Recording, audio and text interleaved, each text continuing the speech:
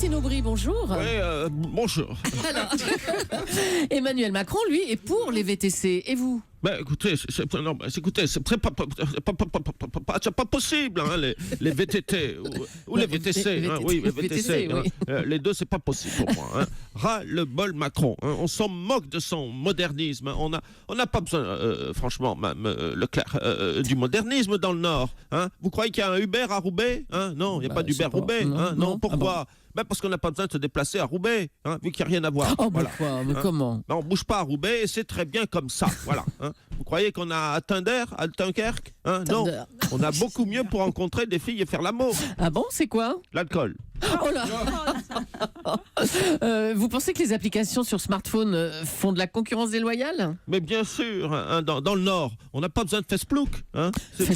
Facebook. Oui, bon, écoutez, Facebook, on n'a pas besoin de Facebook, hein, pour retrouver ses amis. On n'a pas besoin de Twitter pour dire qu'on pense ce qu'on pense. Et on n'a pas besoin d'Instagram pour partager ses photos. On a beaucoup mieux pour faire tout ça en même temps dans le Nord. Bon, on peut savoir, c'est quoi? Les bistrots. Hein. Les bistrots. Alors, moralité, voilà, hein, on va se faire des amis dans le Nord. Hein. On reste aux 35 heures, on revient au bon vieux taxi et surtout on retourne au bistrot. Vive le Nord, vive le ça bouge pas et vive l'alcool. Et vive la caricature aussi, Martine Aubry, bravo. Avec modération.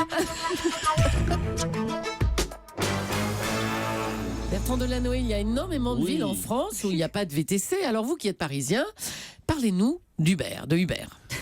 C'est vrai, ne l'oublions pas, à Paris, c'est une évidence, mais en France, tout le monde n'a pas la chance de connaître Uber. Vous, Thomas Soto, je vous pose la question. Bon, écoutez, retirez cette banane de votre bouche. Est-ce que vous êtes déjà rentré dans un Uber? D'une certaine manière, oui. Oui, très bien. Il faut dire les choses. Il faut dire que c'est agréable d'être dans un Uber. Il y a des sièges en cuir, on vous ouvre la porte, on vous offre des bonbons, une petite bouteille d'eau.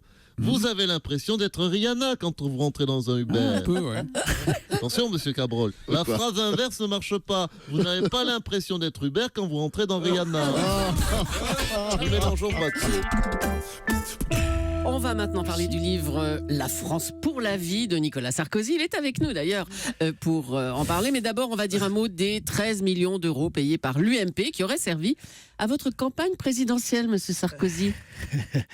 Écoutez, j'aurais adoré en parler. Malheureusement, ce n'est pas Nicolas Sarkozy, l'homme politique que vous recevez aujourd'hui, c'est l'écrivain.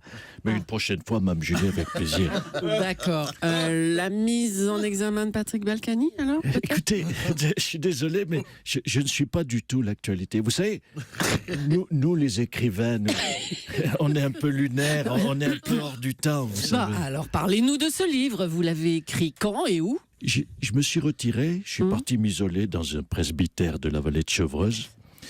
Et puis c'est vrai et c'est là que j'ai senti qu'au bout d'une demi-heure... Bon, alors donnez-nous les premières lignes peut-être, je sais pas. Au bout d'une demi-heure... Quoi? Qu'est-ce qu'il y a au bout d'une demi-heure, quoi? Je sais pas, mais dites-nous. Eh bien, au bout d'une demi-heure, je me suis fait tellement chier que je suis rentré en jet à New York.